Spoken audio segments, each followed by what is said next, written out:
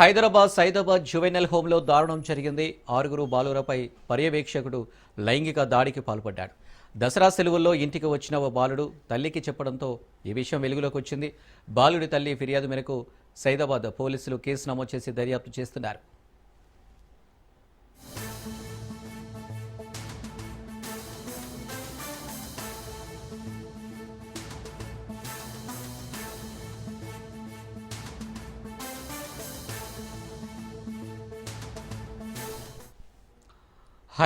Saidabad juvenile హోంలో దారుణం జరిగింది. ఆరుగురు బాలురపై పర్యవేక్షకుడు లైంగిక దాడికి పాల్పడ్డాడు. దసరా సెలవుల్లో ఇంటికి వచ్చిన ఓ బాలుడు తల్లికి చెప్పడంతో ఈ విషయం వెలుగులోకి వచ్చింది. బాలుడి తల్లి ఫిర్యాదు మేరకు సైదాబాద్ పోలీసులు కేసు నమోదు చేసి దర్యాప్తు చేస్తున్నారు.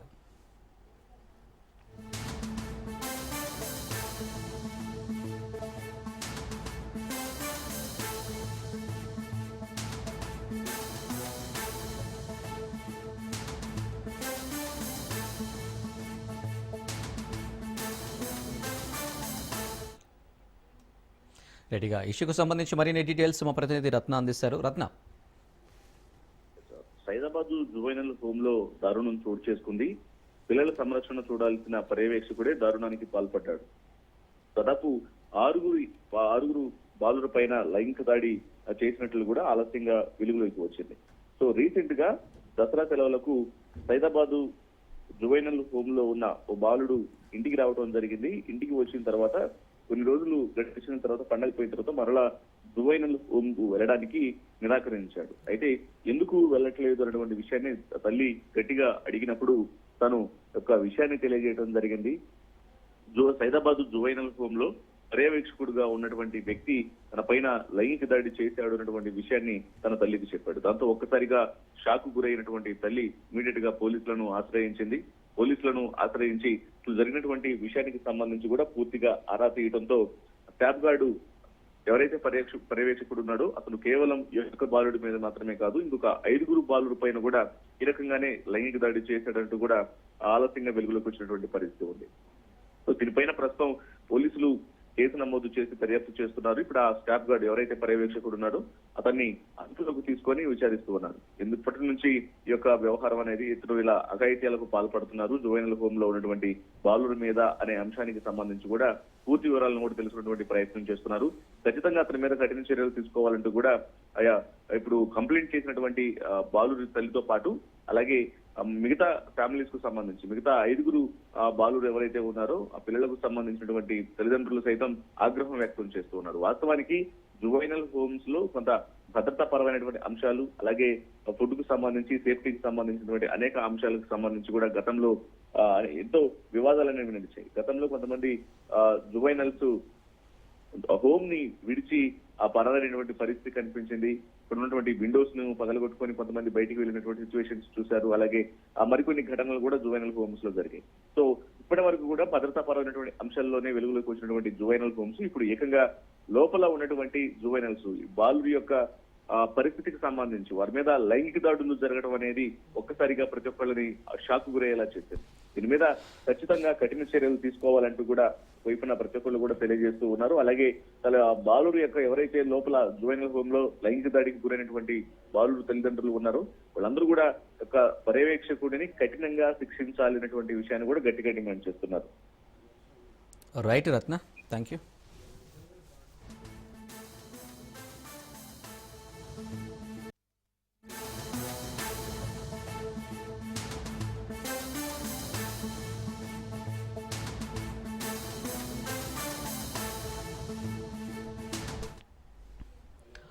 బీసీ రిజర్వేషన్లపై తాడో పేడో తేల్చుకునేందుకు తెలంగాణ సర్కార్ సిద్ధమైంది. హైకోర్టు తీర్పును సవాల్ చేస్తూ ఇవాళ సుప్రీంకోర్టులో స్పెషల్ లీవ్ పిటిషన్ వేయనుంది తెలంగాణ ప్రభుత్వం. హైకోర్టు తీర్పు కాపీతో పాటు బీసీలకు 42% రిజర్వేషన్ కల్పించేందుకు తాము చేసిన కార్యాచరణ వివరాలన్నింటినీ సమగ్రంగా పిటిషన్లో భాగంగా సుప్రీంకోర్టుకు అందజేయనుంది. బీసీ రిజర్వేషన్లపై సుప్రీంకోర్టు ఏం చెప్తుందోనన్న ఉత్కంఠ నెలకొంది.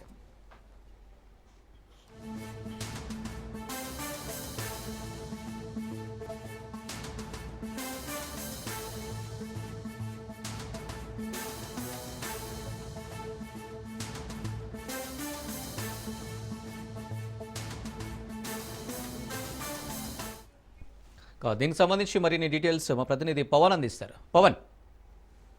స్థానిక సంస్థల్లో బీసీ రిజర్వేషన్ 42% కల్పిస్తూ జీవో పైన హైకోర్టు స్టే విధించడంతో తెలంగాణ రాష్ట్ర ప్రభుత్వం కూడా సుప్రీంకోర్టు కూడా ఆశ్రయించనుంది. ఇప్పటికే సుప్రీంకోర్టులో దీనికి సంబంధించి ఒక పిటిషన్ కూడా దాఖలు చేయనుంది. స్పెషల్ పిటిషన్ దాఖలు చేసిన నేపథ్యంలో ఈ రోజు దీనిపైన వాదనలు కూడా కొనసాగనుంది. ముఖ్యంగా చూస్తే జీవో నంబరు 9 పైన స్టే విధించింది ఆ యొక్క హైకోర్టు కాబట్టి దీన్ని ఎత్తివేయాలంటూ కూడా ఇందులో ప్రధానంగా దీనికి సంబంధించి దీనిపైన ఈ రోజు వాదన కూడా వినిపించనున్నారు. ముఖ్యంగా చూస్తే దీనిపైన మొత్తము రిజర్వేషన్ సంబంధించి 50% దాటరాదని సుప్రీంకోర్టు విధించిన పరిమితిని కానీ రాష్ట్ర ప్రభుత్వం ఉల్లంఘించిందని చెప్పి కూడా ప్రధానంగా హైకోర్టులో కూడా దీనిపైన పిటిషన్ దాఖలు చేసిన నేపథ్యంలో హైకోర్టులో దీనిపైన సుదీర్ఘంగా వాదనలు కూడా కొనసాగిన నేపథ్యంలో దీనికి సంబంధించి ఈ రోజు సుప్రీంకోర్టులో దీనికి సంబంధించి ఏ విధంగా దీని యొక్క వాదనలు వినిపించాలి అని దానిపైన కూడా ఇప్పుడు హిందీతో పాటు సిద్ధార్థ సంబంధించిన వారిద్దరు సీనియర్ అడ్వకేట్స్ తో పాటు దీనికి సంబంధించి ఇప్పటికే దీనిపైన స్పెషల్ పిటిషన్ కూడా దాఖలు చేయనున్నారు. ముఖ్యంగా చూస్తే ఇప్పటికే నోటిఫికేషన్ కూడా స్థానిక సంస్థ గతల నోటిఫికేషన్ విడుదల కానీ తెలంగాణ హైకోర్టు మాత్రం స్టే విధించింది కాబట్టి దీన్ని స్టే ఎత్తివేయాలనేది మాత్రం ప్రధానంగా తెలంగాణ రాష్ట్ర ప్రభుత్వం తమ తరఫున యొక్క వాదనలు కూడా వినిపించనున్నారు. ఎందుకంటే ఒక 42% సంబంధించిన బీసీ రిజర్వేషన్ దానిపైన హైకోర్టు పూర్తిగా స్టే విధిస్తే ఒక నోటిఫికేషన్ సంబంధించి కూడా యథావిధిగా కొనసాగిస్తామని చెప్పి కూడా దీనికి సంబంధించి వాదనలు వినిపించనున్నారు.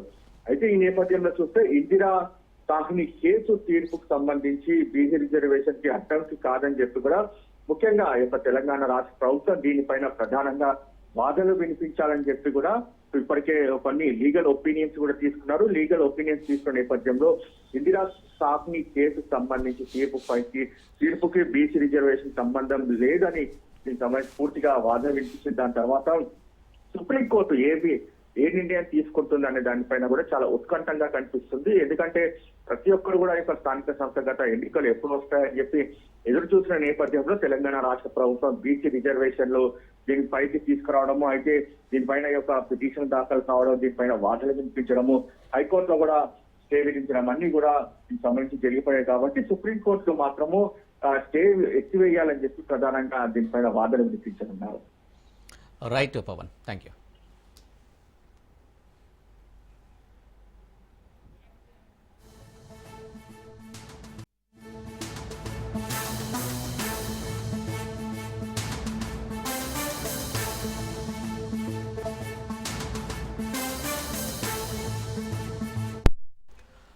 ఇవాళ జూబ్లీహిల్స్ బైపోల్ నోటిఫికేషన్ విడుదల కానుంది. ఈ రోజు నుంచి 21 వరకు నామినేషన్లను స్వీకరించనున్నారు. నామినేషన్ల పరిశీలన అక్టోబర్ 22న జరగనుంది. నామినేషన్ల ఉపసంహరణకు 24 వరకు అవకాశం ఉంది. అదే రోజు సాయంత్రం తుది అభ్యర్థుల జాబితాను ప్రకటించనున్నారు. జూబ్లీహిల్స్ ఉప ఎన్నిక నవంబర్ 11న జరుగుతుంది. కౌంటింగ్ నవంబర్ 14న యూసుఫ్గూడలోని కోట్ల విజయభాస్కర్ రెడ్డి స్టేడియంలో జరగనుంది. అదే రోజు ఫలితాలను ప్రకటించనున్నారు. సిట్టింగ్ ఎమ్మెల్యే మాగంటి గోపీనాథ్ మృతితో జూబ్లీహిల్స్ ఉప ఎన్నిక జరుగుతుంది. ఈ స్థానాన్ని కైవసం చేసుకోవడానికి రాజకీయ పార్టీలు ప్రత్యేక వ్యూహాలతో సిద్ధమయ్యాయి. జూబ్లీహిల్స్ ఉప ఎన్నిక రాష్ట్ర రాజకీయాల్లో ప్రతిష్టాత్మకంగా మారింది.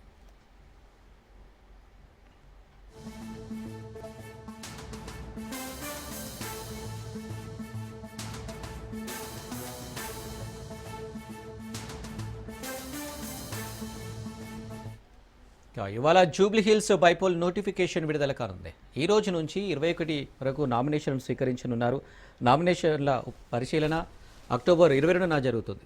నామినేషన్ల ఉపసంహరణకు 24 వరకు అవకాశం ఉంది. అదే రోజు సాయంత్రం తుది అభ్యర్థుల జాబితాను ప్రకటించనున్నారు. జూబ్లీహిల్స్ ఉప ఎన్నిక నవంబర్ 11న జరుగుతుంది.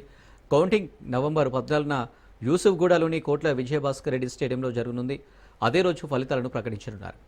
సిట్టింగ్ ఎమ్మెల్యే మాగంటి గోపీనాథ్ మృతితో జూబ్లీహిల్స్ ఉప ఎన్నిక జరుగుతుంది. ఈ స్థానాన్ని కైవసం చేసుకోవడానికి రాజకీయ పార్టీలు ప్రత్యేక వ్యూహాలతో సిద్ధమయ్యాయి. జూబ్లీహిల్స్ ఉప ఎన్నిక రాష్ట్ర రాజకీయాల్లో ప్రతిష్టాత్మకంగా మారింది.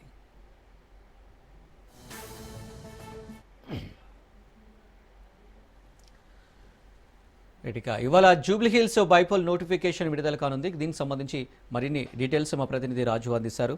రాజు. అనిల్, మరి కాసేపట్లో జూబ్లీహిల్స్ ఉప ఎన్నికకు సంబంధించి నోటిఫికేషన్ విడుదల కాబోతా ఉంది. ఇప్పటికే ఏదైతే ఎన్నికల సంఘం షెడ్యూల్ విడుదల చేయడం జరిగింది. ఈ రోజు నుంచి మరి కాసేపట్లో ఈ యొక్క నోటిఫికేషన్ విడుదల కాబోతా ఉంది. నోటిఫికేషన్ విడుదలైన తర్వాత 11 గంటలకు నామినేషన్ల ప్రక్రియ ప్రారంభం కాబోతా ఉంది. 11 గంటల నుంచి మధ్యాహ్నం 3 గంటల వరకు కూడా నామినేషన్లు దాఖలు చేసేందుకు ఎన్నికల కమిషన్ సమయం ఇవ్వడం జరిగింది. ఈ రోజు నుంచి 21వ తేదీ వరకు కూడా నామినేషన్ల స్వీకరణకు అవకాశం ఉంటుంది. 22వ తేదీన నామినేషన్ల పరిశీలన ఉంటుంది. నామినేషన్ల ఉపసంహరణకు 24వ తేదీ వరకు కూడా గడువు ఇవ్వడం జరిగింది. నవంబర్ 11వ తేదీన ఎలక్షన్ జరగబోతా ఉంది. నవంబర్ 14వ తేదీన కౌంటింగ్ జరగబోతా ఉంది. ఇప్పటికే ఏదైతే బీఆర్ఎస్ ఎమ్మెల్యే మాగంటి గోపీనాథ్ మరణంతో ఈ ఉప ఎన్నిక అనివార్యమైంది. ఈ ఉప ఎన్నికకు సంబంధించి ఇప్పటికే ఎలక్షన్ కమిషన్ పూర్తి ఏర్పాట్లను చేస్తా ఉంది. దీనికి సంబంధించి మరి కాసేపట్లోనే నోటిఫికేషన్ వెలువడబోతా ఉంది. నామినేషన్ల ప్రక్రియకు సంబంధించి ప్రధాన పార్టీల అభ్యర్థులు ఇప్పటికే నామినేషన్లు వేయడానికి సిద్ధంగా ఉన్నట్టుగా కూడా తెలుస్తా ఉంది. దీనికి సంబంధించి ఇప్పటికే ఎన్నికల కమిషన్ ఒకవైపు ఏర్పాట్లను పూర్తి చేస్తా ఉంది. దీనికి సంబంధించి ఏదైతే నియోజకవర్గంలో ఉన్నటువంటి ఓటర్ జాబితాను కూడా ఇటీవలే ప్రకటించడం జరిగింది. జూబ్లీ నియోజకవర్గంలో 3,98,982 మంది ఓటర్లు ఉన్నారని చెప్పి ఎన్నికల కమిషన్ విడుదల చేసిన జాబితాలో పొందుపరచడం జరిగింది. ఇందులో 2,07,367 మంది పురుష ఓటర్లు ఉన్నారు.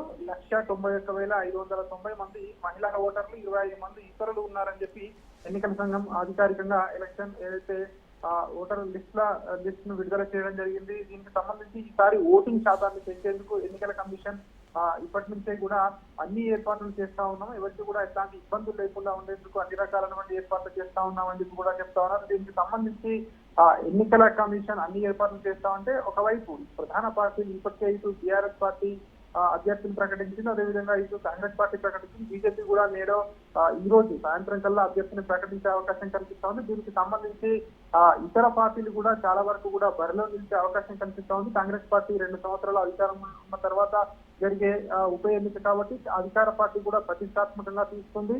ఈ యొక్క జూబ్లీ హిల్స్ బైపోల్ కు సంబంధించి ఇటు ఒకవైపు ఇటు త్రిముఖ పోటీ ఉండే అవకాశం ఉన్నట్టుగా కూడా తెలుస్తా ఉంది. ఎందుకంటే రాష్ట్రంలో కాంగ్రెస్ పార్టీ అధికారంలో ఉంది. రాష్ట్రంలో చేసినటువంటి సంక్షేమ అభివృద్ధి పథకాలను ఈ ప్రచారం చేసే అవకాశం కనిపిస్తా ఉంది. ఇక బీఆర్ఎస్ పార్టీ సిట్టింగ్ ఎమ్మెల్యే మరణంతో ఈ సెంటిమెంట్, అదేవిధంగా కాంగ్రెస్ పార్టీ 2 సంవత్సరాల పరిపాలనకు ఇది అద్దం పట్టే విధంగా ఉంటుంది. ఖచ్చితంగా బీఆర్ఎస్ పార్టీ జెండా ఎగరవేస్తామని చెప్పి ఒకవైపు బీఆర్ఎస్ పార్టీ కూడా చెప్తున్న ఈ పరిస్థితుల్లో మరొక వైపు బీజేపీ పార్టీ కేంద్రంలో అధికారంలో ఉంది. రాష్ట్ర ప్రభుత్వం గతంలో ఉన్న పార్టీ కానీ ఇప్పుడు అధికారంలో ఉన్న కాంగ్రెస్ పార్టీ రాష్ట్రానికి చేసింది ఏమీ లేదు అని చెప్పి కూడా ఇది బీజేపీ కూడా తన ప్రచారాన్ని ముమ్మరం చేసే అవకాశం కనిపిస్తా ఉంది. మరి కాసేపట్లోనే దీనికి సంబంధించిన నోటిఫికేషన్ అయితే వెలువడబోతా ఉంది. 11 గంటల నుంచి మధ్యాహ్నం 3 గంటల వరకు నామినేషన్ల స్వీకరణకు సమయం ఇవ్వడం జరిగింది. అదేవిధంగా దీనికి సంబంధించి ఏర్పాట్లు అయితే పూర్తి స్థాయిలో చేస్తామని చెప్పి ఎన్నికల కమిషన్ చెప్తా ఉంది అని. Right Raju, thank you.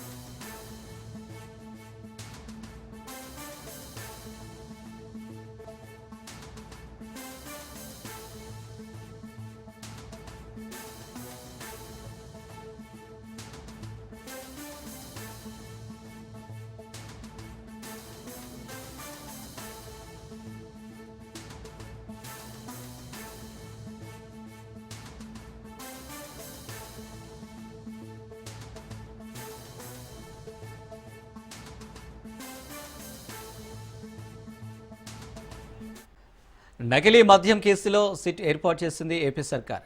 Eluru range Ashok నేతృత్వంలో సిట్ ఏర్పాటు చేసింది ప్రభుత్వం. సభ్యులుగా రాహుల్ దేవ్, మల్లికా ఖర్గ్, చక్రవర్తి ఉంటారు. ఎక్సైజ్ శాఖ నుంచి ఒకరిని సీట్లు నియమించారు. మరోవైపు కల్తీ మద్యాన్ని కట్టడి చేసేందుకు ఎక్సైజ్ సురక్ష యాప్ను అందుబాటులోకి తెచ్చింది ప్రభుత్వం. మద్యం బాటిల వివరాలు తీసుకునేలా యాప్ను ప్రారంభించారు. బాటిలపై తయారీ తేదీ, టైం, బ్యాచ్ నెంబర్ ఉంటాయి. రిటైల్ షాపుల్లో స్కాన్ చేసిన తర్వాతే మద్యం అమ్మకాలు జరపనున్నారు.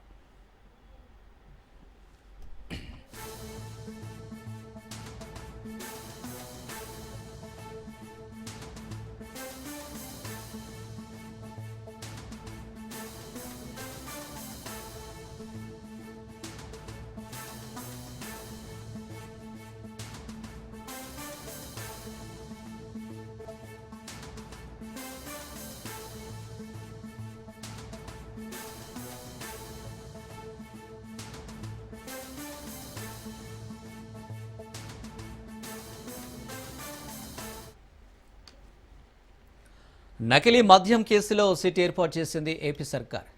ఏలూరు రేంజ్ అశోక్ నేతృత్వంలో సిట్ ఏర్పాటు చేసింది ప్రభుత్వం. సభ్యులుగా రాహుల్ దేవ్, మల్లికా గార్గ్, చక్రవర్తి ఉంటారు. ఎక్సైజ్ శాఖ నుంచి ఒకరిని సీట్లో నియమించారు. మరోవైపు కల్తీ మద్యాన్ని కట్టడి చేసేందుకు ఎక్సైజ్ సురక్ష యాప్ను అందుబాటులోకి తెచ్చింది ప్రభుత్వం. మద్య బాటిళ్ల వివరాలు తెలుసుకునేలా యాప్ను ప్రారంభించారు. బాటిళ్లపై తయారీ తేదీ, టైం, బ్యాచ్ నెంబర్ ఉంటాయి. రిటైల్ షాపుల్లో స్కాన్ చేసిన తర్వాతే మద్యం అమ్మకాలు జరపనున్నారు.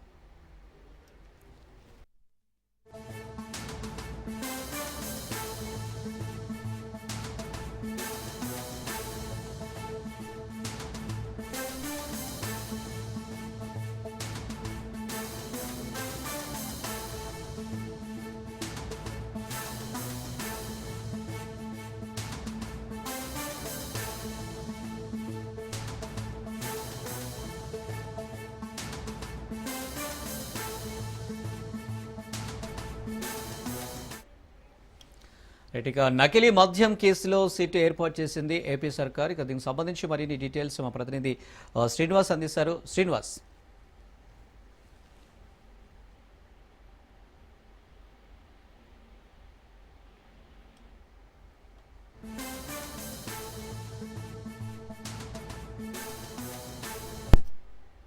అనిల్, రాష్ట్ర వ్యాప్తంగా కలకలం రేపినటువంటి నకిలీ మద్యం కేసు ఏదైతే ఉందో దీనికి ఇప్పటికే దాదాపుగా 23 మంది నిందితులను గుర్తించడం జరిగింది. అయితే దీనిలో భాగంగా 16 మందిని ఇప్పటికే అరెస్ట్ చేయడం జరిగింది. అరెస్ట్ లో భాగంగా మొన్న అంటే 2 రోజుల క్రితం ఏవన్ జనార్దన్ రావును కూడా పోలీసులు, ఎక్సైజ్ అధికారులు అరెస్ట్ చేశారు. కోర్టు అతనికి 17 వరకు కూడా రిమాండ్ విధించడం జరిగింది. అయితే ఇదంతా ఎలా ఉంటే అతను మొబైల్ కూడా అతన్ని రికవరీ చేయడంలో పోలీసులు అలాగే ఎక్సైజ్ అధికారులు కూడా ఫెయిల్ అయ్యారని కూడా తెలుస్తా ఉంది. ఈ కోణంలో కూడా ఇప్పుడు మొబైల్ ఎలా రికవరీ చేయాలనే కోణంలో కూడా దర్యాప్తు చేస్తా ఉన్నారు. ఇదంతా ఎలా ఉంటే ఈ ఘటనకు సంబంధించి ప్రతిపక్షాలు తీవ్ర స్థాయిలో దీన్ని రాజకీయం చేసే ఉద్దేశంతో ఎక్కడికక్కడ నిరసన కార్యక్రమాలు చేపట్టేందుకు వైఎస్ఆర్సీపీ ఈ రోజు పిలుపునివ్వడం జరిగింది. దీనికి ముందుగానే సీఎం ముఖ్యమంత్రి చంద్రబాబు నాయుడు ఘాటుగా స్పందించారు. దీనికి సంబంధించినటువంటి ముఖ్యంగా ఈ కేసుకు సంబంధించి పూర్వాపరాలు, ప్రస్తుత స్టేటస్ ఏంటనేది వివరించేందుకు కూడా నిన్న రాత్రి ఉండవల్లిలోని క్యాంపు కార్యాలయంలో మీడియా సమావేశం నిర్వహించడం జరిగింది. మీడియా సమావేశంలో ఈ కేసుకు సంబంధించినటువంటి పూర్తి వివరాలు కూడా స్వయంగా సీఎంఏ వెల్లడించడం జరిగింది. అయితే ఈ కేసులో ముఖ్యంగా ఏంటంటే ఒక టీడీపీ నేత అయినటువంటి ఏవన్ ఎవరైతే ఉన్నారో జనార్దన్ రెడ్డిని దీనిలో అరెస్ట్ చేయడం జరిగింది. అతను అరెస్ట్ తర్వాత మరిన్ని కీలక విషయాలు గ్రౌండ్ లెవెల్లో గ్రోత్ గా దీన్ని ఇన్వెస్టిగేషన్ చేస్తున్న నేపథ్యంలో మరిన్ని కీలక విషయాలు వెలుగులోకి వస్తున్నాయని ఒక సంచలనాత్మక ప్రకటన చేశారు. అంటే దీనిలో వైసీపీ పాత్ర ఉన్నట్టుగా కూడా పరోక్షంగా చంద్రబాబు నాయుడు మీడియా సమావేశంలో వెల్లడించడం జరిగింది. అయితే ఈ కేసును పూర్తి స్థాయిలో విచారణ చేపట్టేందుకు ఒక సిట్ అనేది ఏర్పాటు చేస్తున్నామని కూడా చెప్పారు. అయితే దీనికి సంబంధించి ఇప్పటికే కొంతమంది ఐపీఎస్ అధికారులను కూడా కేటాయించడం జరిగింది. అంటే ఏలూరు రేంజ్ ఐజీ ఎవరైతే ఉన్నారో అశోక్ కుమార్ దీనికి నేతృత్వంలో ఈ కేసు దర్యాప్తు సిట్కి సంబంధించి ప్రతినిధిగా ఉండనున్నారు. ఇతనితో పాటు మల్లికా గార్గ్ ఐపీఎస్ అట్లాగే రాహుల్ దేవ్ ఇప్పుడు ఏపీ ఎక్సైజ్ డిపార్ట్మెంట్ కి కీలక పాత్ర పోషిస్తున్నటువంటి రాహుల్ దేవ్తో పాటు అలా ప్రతి డిపార్ట్మెంట్ నుంచి ఒక్కొక్కరిని తీసుకున్నారు. అట్లాగే ఎక్సైజ్ డిపార్ట్మెంట్ నుంచి కూడా మరొకరిని యాక్టివ్ గా ఉండే ఒక పర్సన్ ని తీసుకునే విధంగా కూడా అధికారులు ఇప్పటికే ప్రభుత్వం ఒక నిర్ణయానికి వచ్చింది. ఈ టీం ఇక్కడ నుంచి కేసుకు సంబంధించి పూర్తి స్థాయిలో ఈ టీం ఇన్వెస్టిగేట్ చేసే అవకాశాలు కనిపిస్తా ఉన్నాయి అని. Right Srinivas, thank you. నేడు ఏపీ వ్యాప్తంగా వైసీపీ నిరసనలకు పిలుపునిచ్చింది. నకిలీ మద్యం వ్యవహారంపై వైసీపీ ఆందోళనలు చేపట్టనుంది. నకిలీ మద్యం కుంభకోణంతో కూటమి ప్రభుత్వం ప్రజల ప్రాణాలతో చెలగాటమాడుతుందని వైసీపీ మండిపడింది. నకిలీ మద్యం తయారీని చంద్రబాబు సర్కార్ కుటీర పరిశ్రమల మార్చిందని వైసీపీ ఆగ్రహం వ్యక్తం చేసింది. అన్ని నియోజకవర్గ కేంద్రాల్లోని ఎక్సైజ్ కార్యాలయాల ఎదుట నిరసనలు చేపట్టనుంది. నకిలీ మద్యం రాకెట్లో ఉన్న వారందరినీ అరెస్టు చేయాలనే డిమాండ్తో ఆందోళనలకు పిలుపునిచ్చింది వైసీపీ. నకిలీ మద్యంతో ప్రజల ప్రాణాలను బలిపీఠంపై పెట్టడంపై నెట్టింట ఆగ్రహం వ్యక్తమవుతుంది.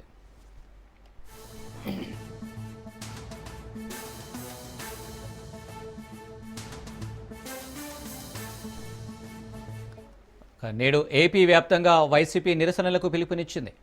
నకిలీ మద్యం వ్యవహారంపై వైసీపీ ఆందోళనలు చేపట్టనుంది.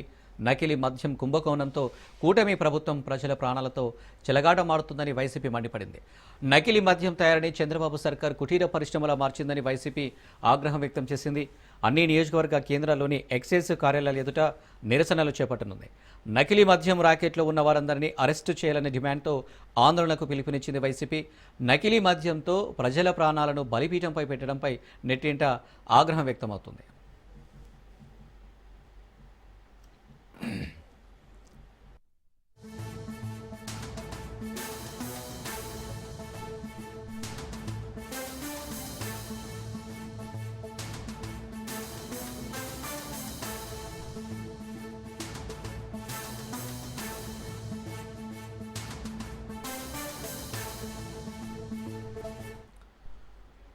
నేడు ఏపీ వ్యాప్తంగా వైసీపీ నిరసనలకు పిలుపునిచ్చింది.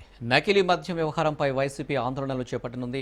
నకిలీ మద్యం కుంభకోణంతో కూటమి ప్రభుత్వం ప్రజల ప్రాణాలతో చెలగాటమాడుతుందని వైసీపీ మండిపడింది. నకిలీ మద్యం తయారని చంద్రబాబు సర్కార్ కుటీర పరిశ్రమలా మార్చిందని వైసీపీ ఆగ్రహం వ్యక్తం చేసింది. అన్ని నియోజకవర్గ కేంద్రాల్లోని ఎక్సైజ్ కార్యాలయాల ఎదుట నిరసనలు చేపట్టనుంది. నకిలీ మద్యం రాకెట్లో ఉన్న వారందరినీ అరెస్టు చేయాలనే డిమాండ్తో ఆందోళనలకు పిలుపునిచ్చింది వైసీపీ. నకిలీ మద్యంతో ప్రజల ప్రాణాలను బలిపీఠంపై పెట్టడంపై నెట్టింట ఆగ్రహం వ్యక్తమవుతుంది.